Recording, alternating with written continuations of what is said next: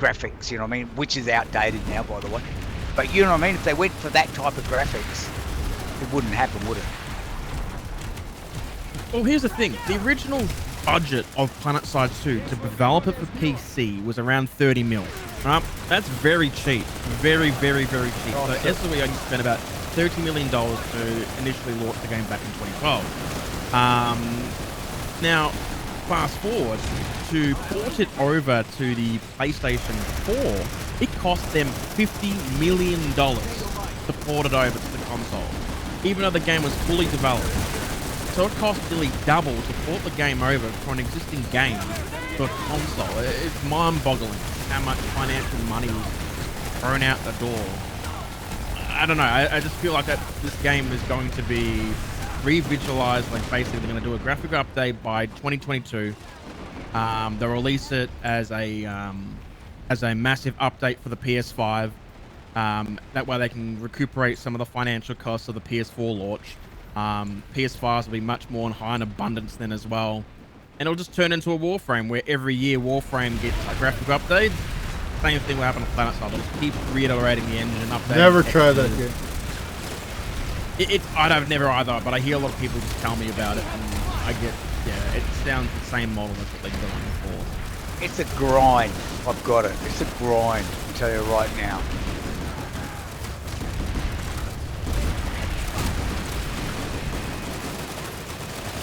That's fair. It's not a game you can just jump into and be successful. It takes time, and more time. That's it. Planetside 2 is very similar. Yeah, but this is more fun. I've never played Warframe, so I wouldn't know. I'm not Hey, really listen. interested. I could grind that game for like 2 weeks. Rickard, I need a favour, right? When we get the 3 bots, TR, right, we've created a bot outfit, right, called Blood and Bone, but it's going to be run by, everybody will have the same rank with their bots, right, and they're going to be, like, people like yourself and that will have the rank to be able to change the bloody details, shit, whatever. When you... Shoot those stairs, guys. Bots, push those stairs. Push them out of here. Push them out of here. That outfit, if you wouldn't mind.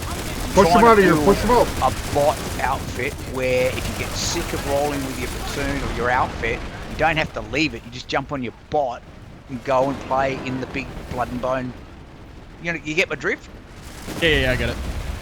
Right, yeah. so instead, if you get the shits with playing, that's the whole idea of it. That's why I thought of it. You get the shits of platoon leading, shit like that, whatever, or being in your outfit. You can just quickly, without leaving your outfit, you can just jump on your bot.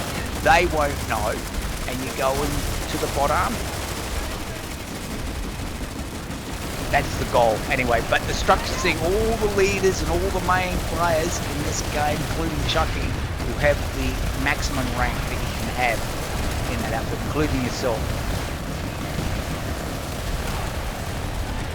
And that it'll be on, so there'll always be someone running it. That's the whole idea. So if people want to have a break, someone will be in there running it, and they'll be doing their bot stuff and whatever.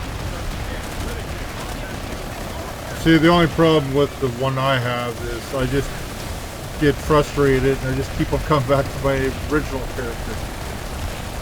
Yeah, but if you had your bot in a actual bot outfit and you had to say, remember, you're still Chucky, and everybody's thing, I've made it Blood and Bones and whatever, but the decal can be changed. The tag is called Boo because I can't find the tag. Alright, but people can change it, whatever. I literally just go in there to ride the bike, the javelin. That's the only reason I have it. Yeah. Just to ride that javelin once in a while. Or maybe play the Defector a couple times.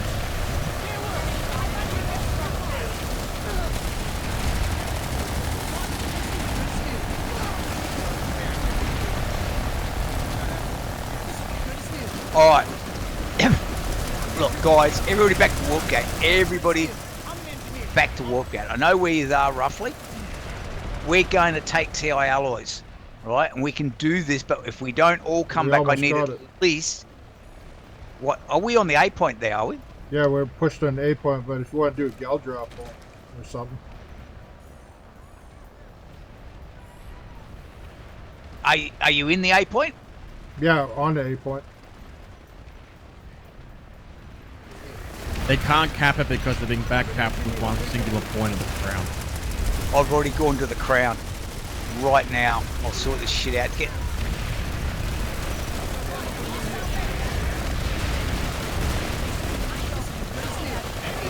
Nah, Alpha's going down too.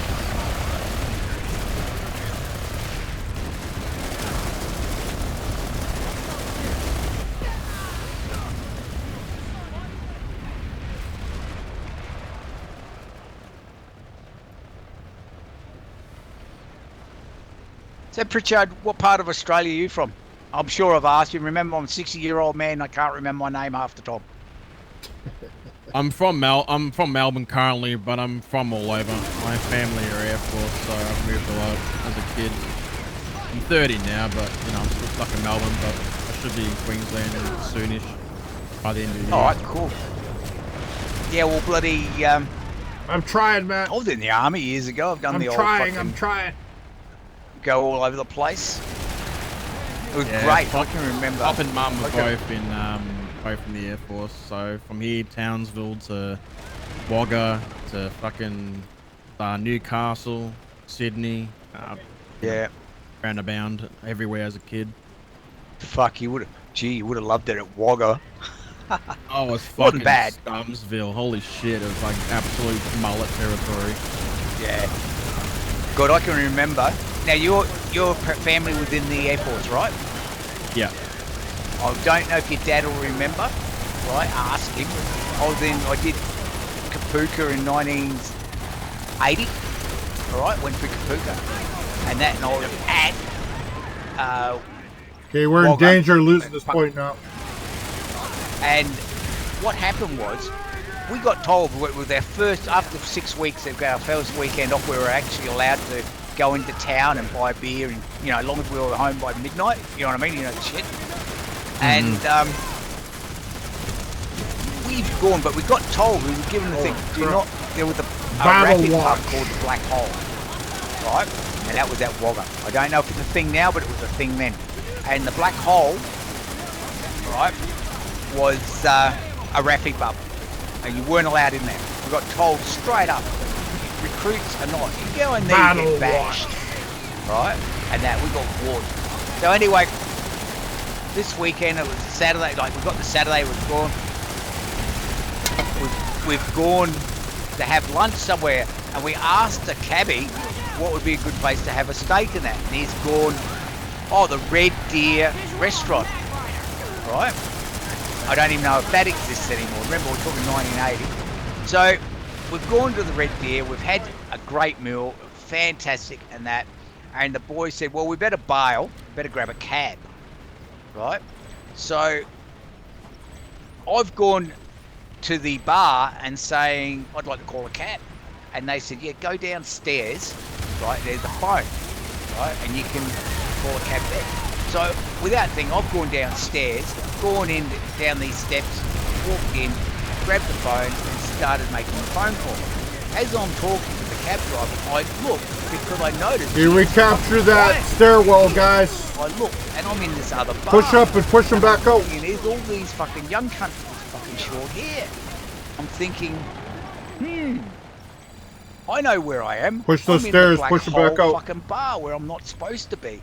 And I'm not joking. They were getting off their stools coming towards me. I've hung up. I've raced up the stairs with my mate. I said, we've got to get the fuck out of here. As these cunts were coming up through the stairs watching us at the restaurant, the rest were all coming out the other side to try and cut us off. We've raced out the front. A cab has turned up, and then a couple of fucking guys, recruits, and they've asked, what's the food like here? We're saying, it's fantastic, man, but you better hurry, because I think they're about to shut for lunch. Right, so they've jumped out of the cab, we've jumped and left them there, fucking fight all these rapid cunts. I'm serious, we only just escaped with our fucking life. Like, they never got hold of us, but they were coming to get us. They were not happy that we were in our bar, in their bar. My brother was in the Air Force. Hey, same. I'm in the Air Force. Mum doesn't work for him anymore. Dad still does. He does videography for Training Command at the moment. So basically, he does all like the. This is how you blow shit up in a safe way. This is how you don't kill someone because that's war crime. Pretty much that shit.